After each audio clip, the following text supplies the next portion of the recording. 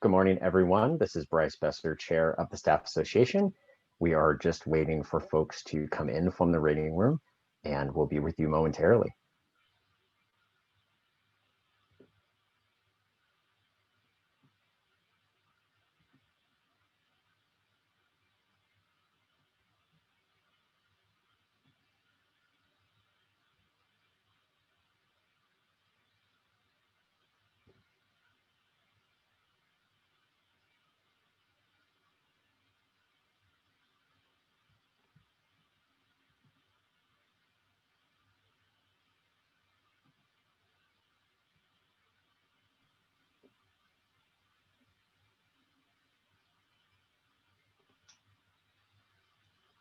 Thank you to those who have logged in early. This is Bryce Besser, Chair of the Staff Association. We're giving folks an extra minute or two to get logged in and join us, and we'll get started shortly.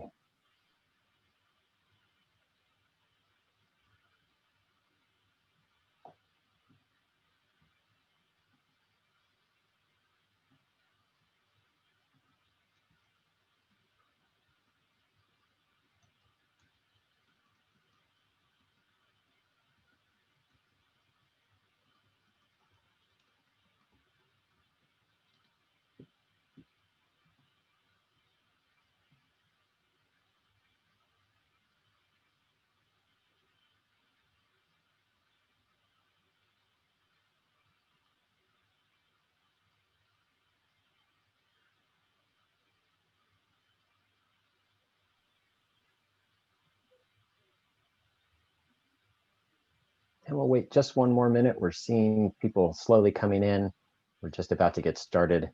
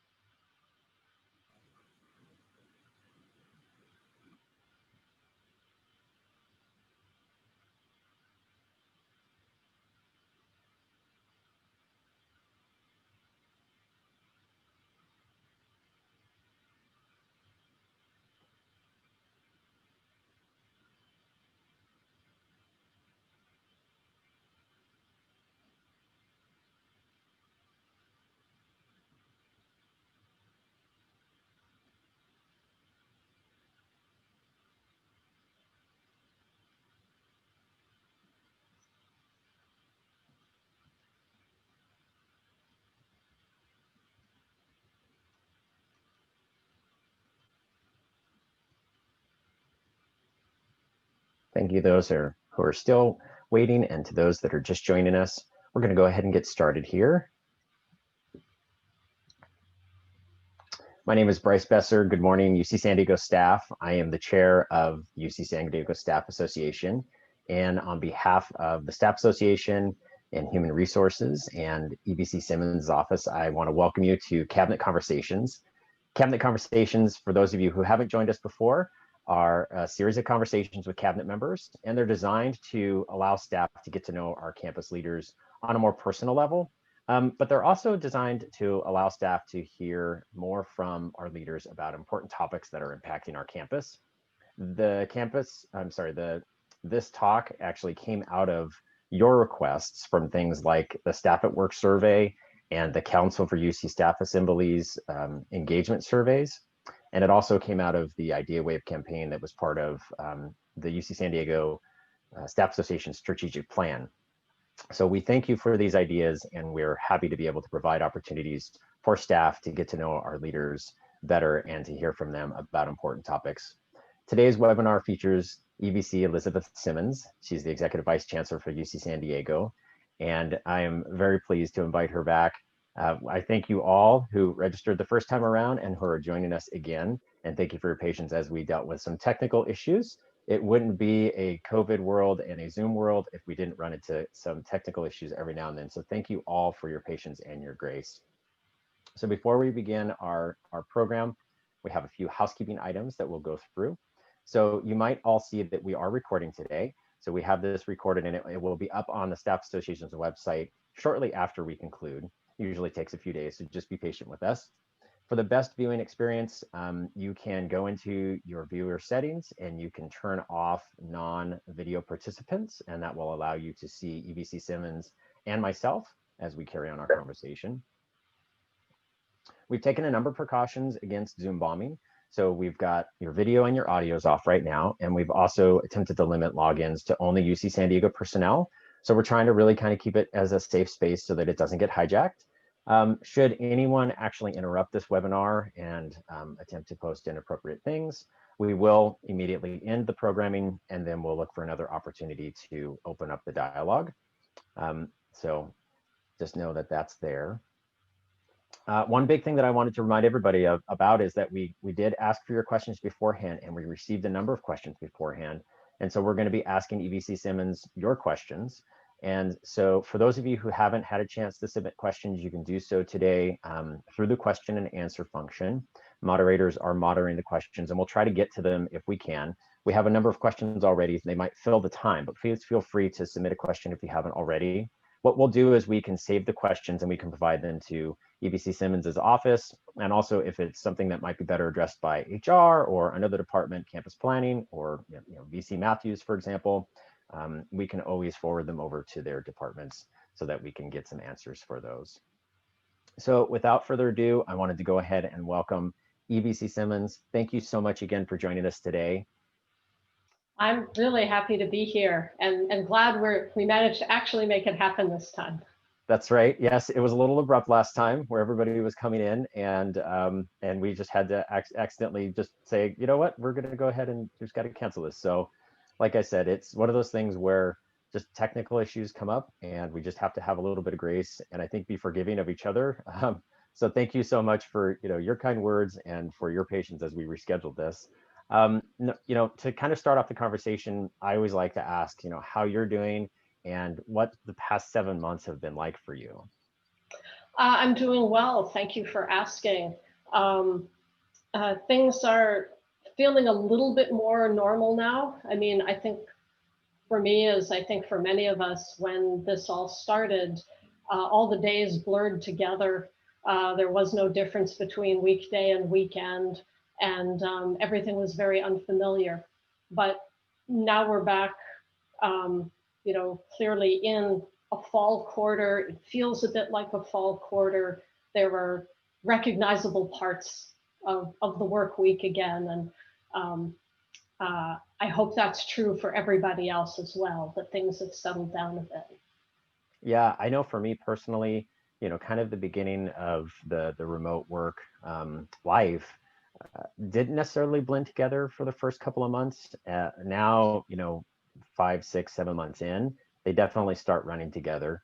And I noticed a shift, right, when we kind of came out of the summer months and started going into the fall, right, where there were, signposts that were a little bit more familiar, right, about, oh, okay, yes, classes are resuming. And so even though I wasn't on campus and not necessarily experiencing kind of, visually and other ways, the return to campus, certainly with all the conversations and the updates from leadership about the return to learn, I certainly felt like I was part of something very, very special, because I think that we're paving the way for, in-person instruction and in-person work on campus, which is great. So, you've had time to just be at home, and also maybe you've been coming into the office every now and then. So how have you been spending your non-work time, if there is any non-work time for you during this time? There is a bit of non-work time. So for the first, let's see, about 5 months, our daughter, who's a college student, was living with us because her study abroad in Mexico she had to come home from that. So that was great. We did a lot of cooking and baking with her, which was a lot of fun. She's back at college now.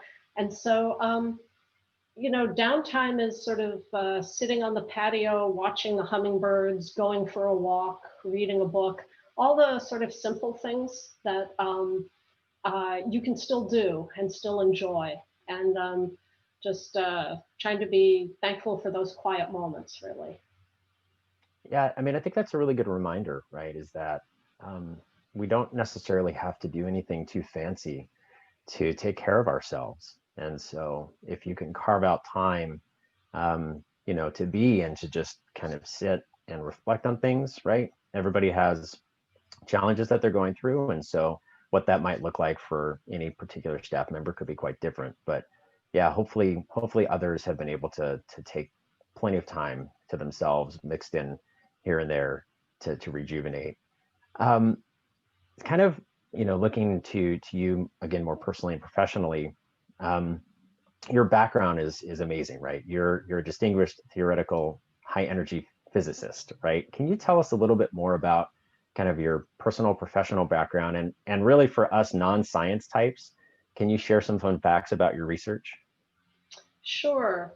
So my personal background, my husband is also a physics professor. We've been married for 30 years. We have two kids, one in college, one in law school. I grew up in an academic family, but I'm the only scientist in the family. And I actually started out doing experiment rather than theory back in the days when the phone company AT&T had its own, it had its monopoly and it had its own amazing research labs. And I was there as an experimental student. And then I got more interested in the theoretical side and migrated over there. Um, and what I work on in high energy physics, we're thinking about the things inside, the things inside, the things inside of atoms, just the smallest little teeny bits of matter. And so what you're thinking about is how do you learn about something that you can't see with the naked eye or even with an ordinary microscope? How do you prove those things exist? How do you deduce how they behave? And so a lot of it turns out to be building, the experimentalists build fancy machines that collide, say, electrons with one another or protons with one another, really literally smash them together and see what happens. I mean, very, very, very basic, kind of like a demolition derby of the protons. You smash them together and it goes off like a little firework inside of the detector. And so if you think on like the 4th of July, you go watch the fireworks and looking at the color of it, you say, oh, I know what that was made out of because of the color of the sparks. And you see that there's sparks over here and you see they're flying in that direction. But mentally, you can trace that back to, oh, if I trace that back, it means it exploded here and then the sparks went. Particle physics is doing exactly the same thing, only inside a detector. A lot of deduction, and so it's a lot of fun, and it's just interesting to think that these teeny little particles make up everything that we are, but that it's only a very tiny portion of everything that's in the universe.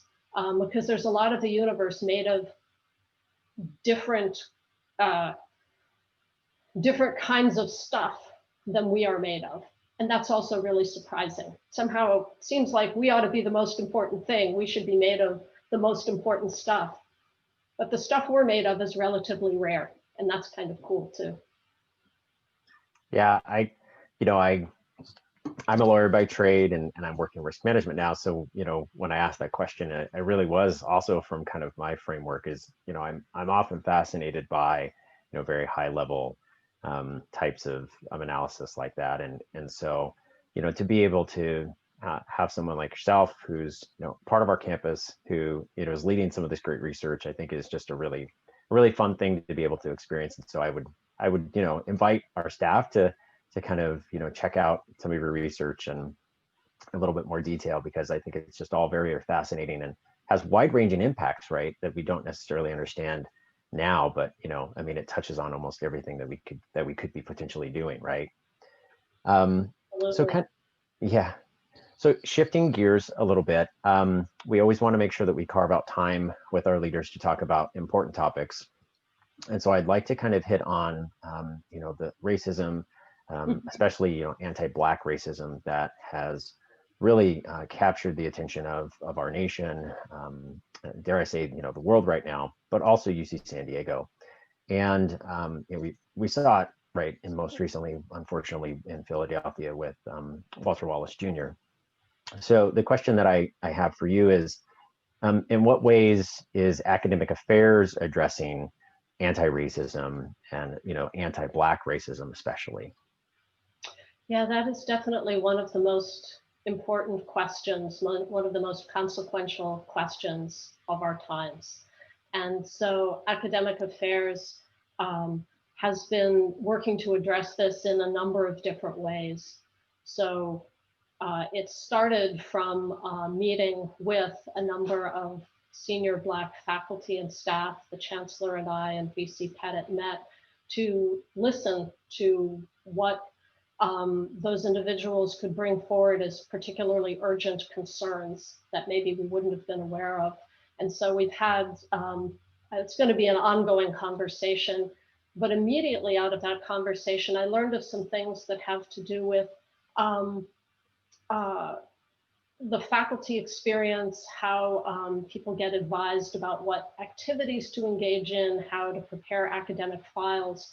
And so we have a bit of a side group then met, and then now I'm working with Senate. Academic Affairs is working together with Academic Senate to try to address some of these things to improve the experience of our Black faculty, and it'll ultimately help other faculty as well. But these are things that particularly were impacting Black faculty. Academic Affairs is investing heavily with the Chancellor in the Black Studies Project, which is has been doing some really great work on campus to elevate scholarship by and about members of the Black diaspora.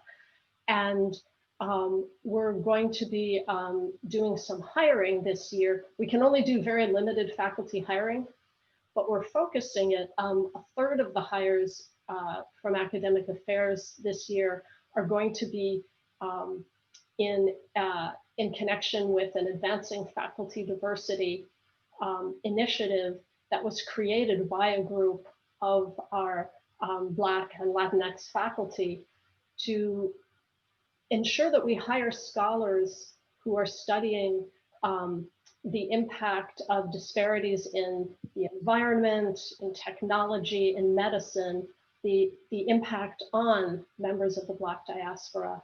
And so we're going to be hiring STEM faculty who work on issues related to inequality and who will be connected with the Black Studies Project, who will teach DEI courses and really help change the fabric, I think, of how we work on these issues, not isolating them as something that one does only in certain disciplines or only outside of work, but saying, no, in every discipline on campus, this is core to what we do and who we are.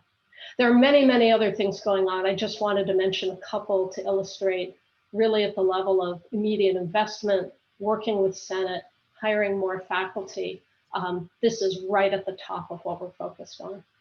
Yeah, and I think it's amazing how faculty are engaging in these conversations, right? Because faculty have very strong voice on campus, and so having them help kind of address this and the hiring and how we can impact that, I think is very, very special. It would also be great, from my perspective, if we're able to continue to tap into the scholars that we have here on campus on these issues, right? And actually maybe hear from them, and have opportunities to where they can actually maybe teach outside of the class in a larger setting or share some more of their things widely. And so having the Black Studies Project, like you were talking about, I think allows us to tap into that more, which is great. Absolutely. And there's also additional work on the Black Academic Excellence Initiative, which taps into the expertise of the faculty and also of staff leaders and of student leaders to really elevate the issues across the university. Yeah, no, that's wonderful. Thank you. So we look for more, we'll look forward to hearing a little bit more about those things as you can announce more. So that's great. Turning gears just a little bit here. So for staff members who want to become a leader or get more involved in academic affairs, what advice might you have for them to how do they get started, or if they're already in academic affairs, how can they kind of find themselves in a leadership position, or even if it's not a managerial supervisory type of a thing, how can they be doing more in that space? That's a really great question. And I like the way that you framed it, that leadership is not about having a particular title or role. It's about how you move through the world, how you work on the things that you're working on in ways that draw others along and help elevate others. So I think great ways to start are by participating, say, in events like these to learn more about other areas of the university, including academic affairs. Taking opportunities when they are available to maybe spend time working in another unit or partnering with another unit, because you learn a lot, even if you're doing similar kinds of work. Being part of a different unit can just give you a different perspective on how people approach the work or which parts they think are the most important. And that can let you just conceive of why you're doing your work just in a whole different way. I got a chance back in a previous job. I was an administrator in one division, and I got a chance to temporarily do the same job in a different division. Just gave me a whole different perspective because people's assumptions were different. I think taking available educational opportunities like the Lean Six Sigma program, or the many interesting programs that HR offers around things like difficult conversations or strategic planning and so on. Those are really good background for people in any area, I would say. And once you've had the training, then you can talk to your supervisor about where there might be projects where you could put that training to use and really grow those skills, which helps you then be seen as a leader because you're using that path of self-improvement and then applying it in the university. Seeking out mentors from other units, again, to get that perspective of how things look from another part of the university, but also because sometimes a mentor from another unit might be able to share things with you in a different way because they're not evaluating you. They can be just saying, hey, as a friend and colleague, here's something I see that, is really great or something you might want to work on. And there isn't that awkwardness of, oh, we're ticking off boxes on an evaluation form. So having that sort of mentoring network is good. And then, talk with your supervisor when you do your annual evaluation process. Talk to them about your interest in learning how to lead and stepping up and looking for opportunities, because they can be a really good partner for you in that. And their knowing that you're interested can be really important. They may not know you're interested in leadership opportunities. It's kind of a long answer. No, but I think it's important. I also think it's important for staff to understand. I mean, look, there's definitely, some uncertainties around the campus, and, there might be certain things like, expenditures for professional development might not be as robust as they might have normally been in years past, but that still doesn't mean that, you stop those things, right? So you can still kind of have those conversations with your supervisors, with your departments, especially if it's something that would benefit the department as a whole, right? The Lean Six Sigma, for example, I know is a very popular thing, and many departments would like their employees to participate in those types of groups. And that also gives you an opportunity in those Lean Six Sigma courses. I haven't actually participated in it, but I mean, I know many who have, and you're participating with other folks from around campus. Mm-hmm. So you're developing connections, you're meeting new people, you're getting a chance to see the campus through different lenses. And so I think that that's really important for us because, we have a very dynamic campus with a lot of different interests and a lot of different things that are going on. It's very easy for us to sometimes get fixed in on exactly just our little area of it, right? We become siloed. I mean, that's the big thing. And so being able to kind of break through those silos, I think is very, very helpful. And it helps you understand that, you know, your skills, you can apply them widely, right? It's not just, you're not just making this one thing, right? We're not in a plant where we're making a widget, right? It's this one thing, but you actually have a lot of transferable skills. And so I think it's important to kind of keep that in mind. Yeah, Go ahead. it just occurs to me, there's one other thing I'd say. Sometimes people think that a leader is the person who comes into a conversation with all the answers, but often a leader is a person who comes in and asks good questions, and then that leads the group to the answers. So I would just say to everybody out there, one way to start acting like a leader in your current context, think about when you're in a meeting, what is a question you could ask that might just take the conversation in a little different direction or open up the thinking? That can have a huge impact, and people notice when you ask good questions. The second thing I would just say is,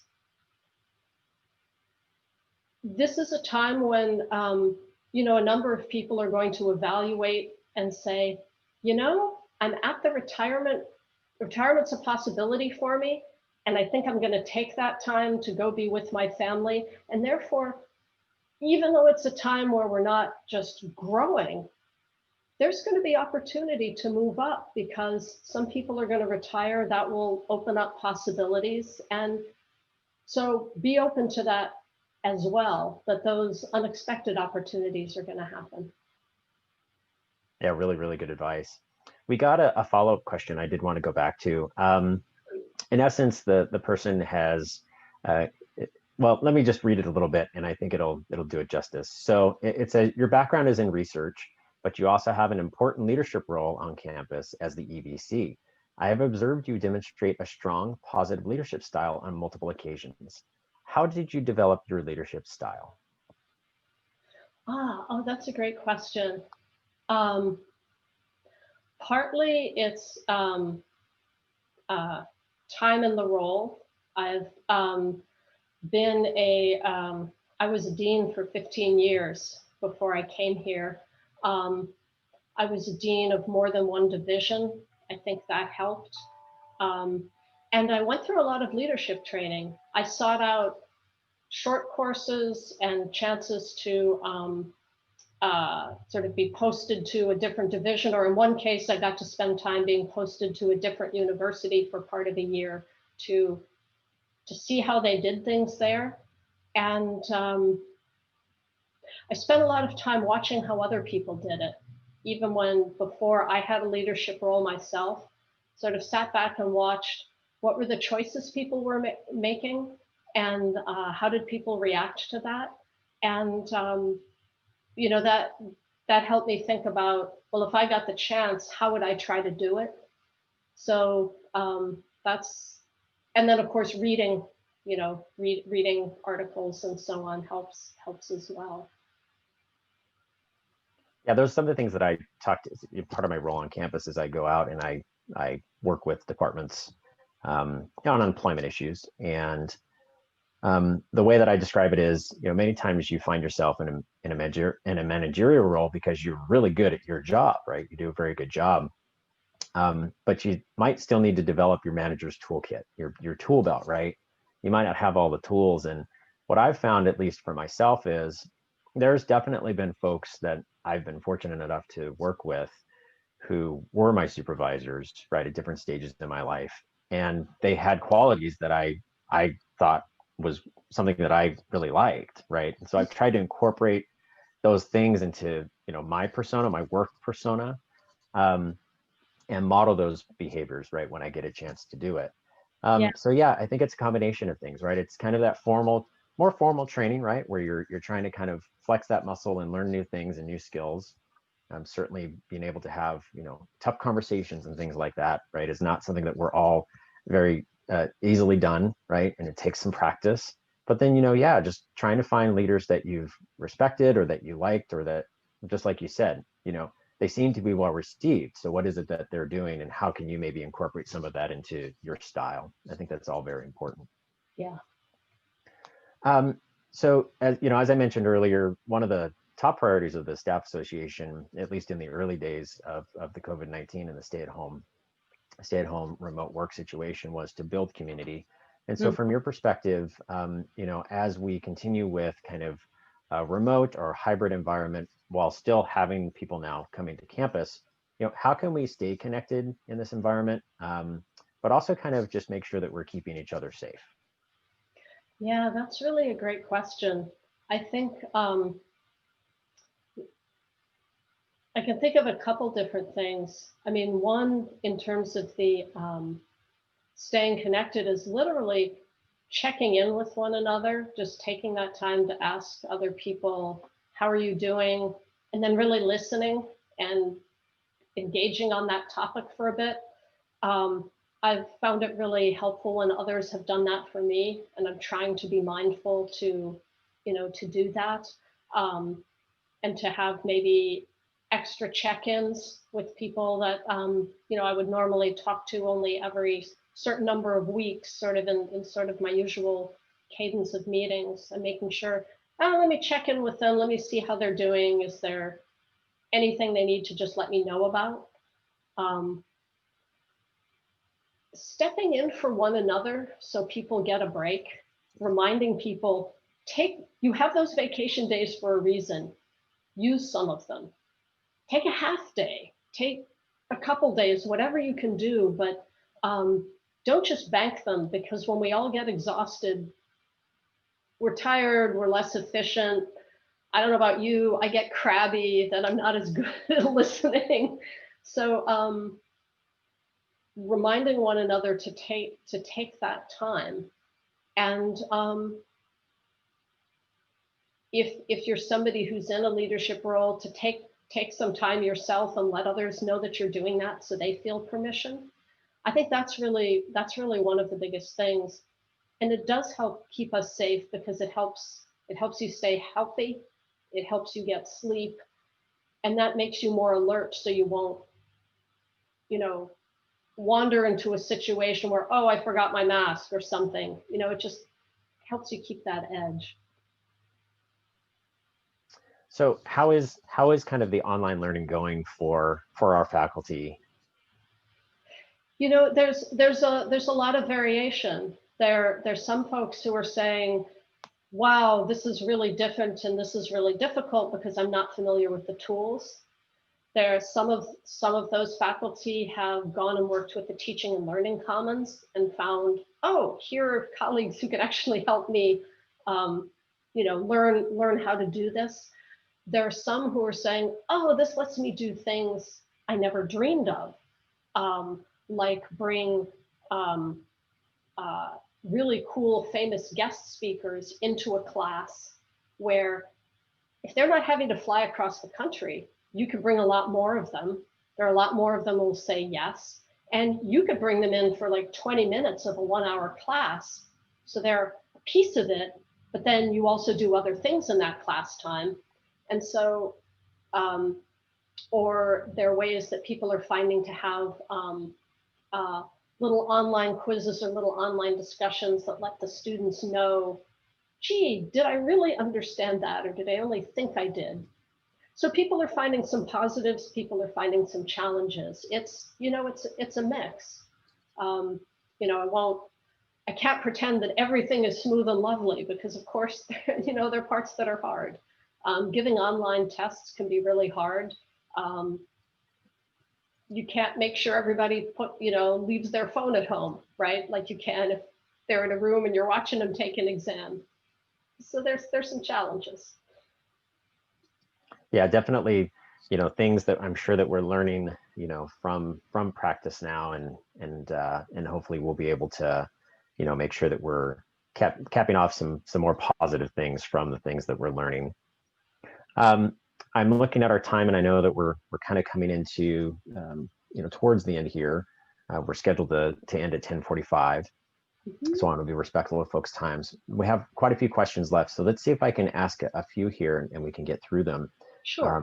And like I said, if we can't get through them all, we'll go ahead and provide your office with a copy of these, so that perhaps we can get some answered and out to the staff. So, there's a lot of other things going on campus besides just our campus proper. Many people know that. That includes the Preuss School. Can you tell us about some exciting things that might be happening at Preuss? Sure. I mean, I think the most exciting things are that last year a new executive director of the Preuss School, Dr. Helen Griffith, joined us. It's the first time we've had that position. And we also have a brand new principal, Dr. Matt Stites. They're a great team working together very closely. And the Board of Trustees of the school is also extremely engaged. So there's been great fundraising. There's been getting new projects to help Preuss families get access to things like some legal advice or other sorts of services that they might need that some Preuss alums are providing. So there's really a lot of great stuff going on. The classroom side is going very well, and the teachers and the counselors are staying deeply engaged with the students. But I think that we're going to see a flowering of a lot of different projects under the new leadership. I've had a chance to have a meeting with the two of them, and they are very personable, very dynamic as well.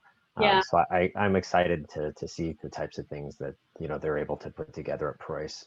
Really serves the community in a lot of ways that we don't necessarily see. And so I'm also excited to see how kind of return to their in-person instruction will go. And I'm sure a lot of other folks are looking at that as well.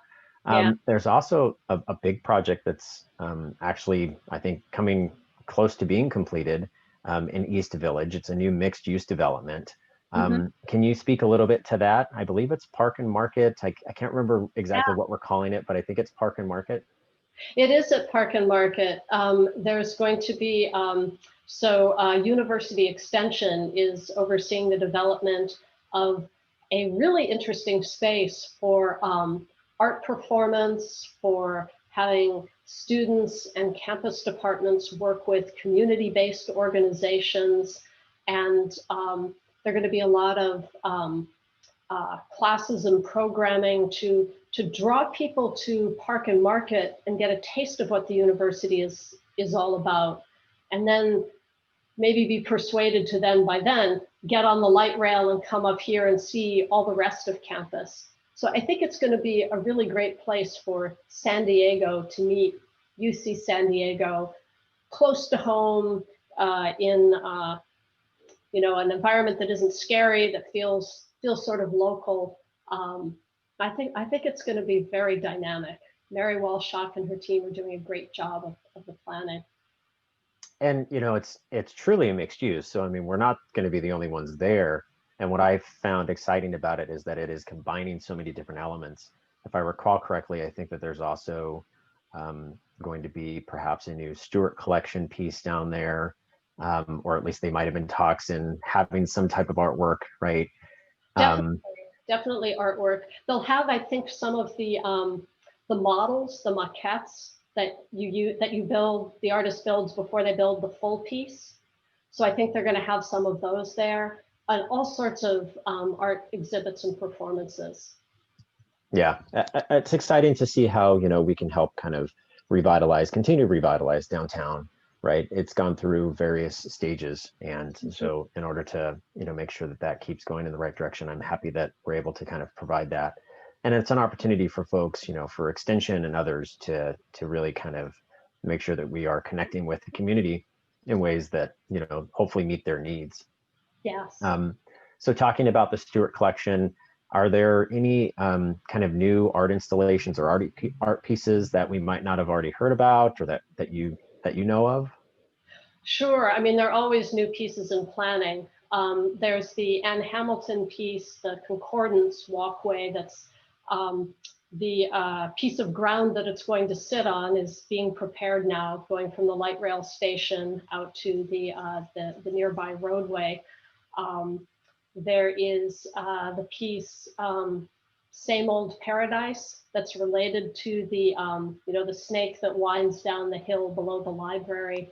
That's gonna go in the new North Torrey Pines buildings.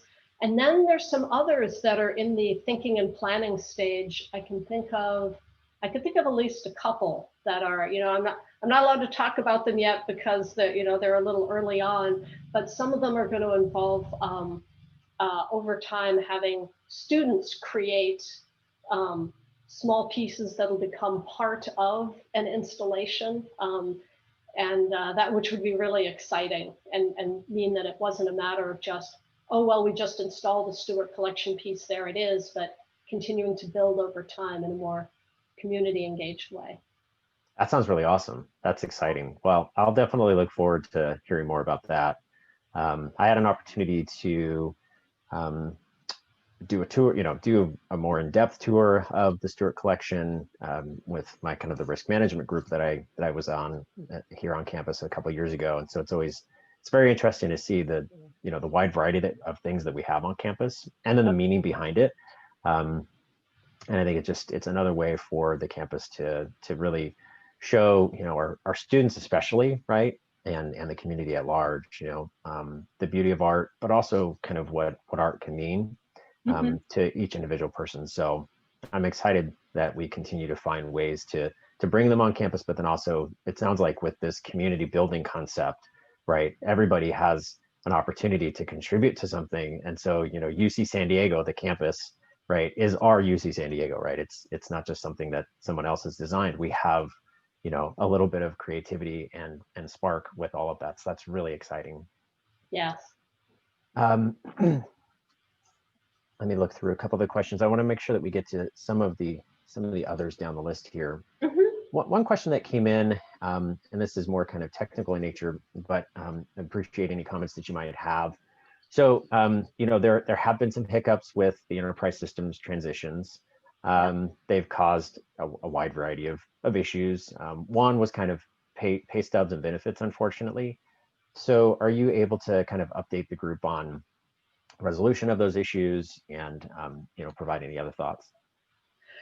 Yeah, absolutely. I mean, we're not happy to have had those glitches. We're thankful that they were not nearly as large as what we saw on the other campuses, but that doesn't make it easier for you if you're the person who there was an issue.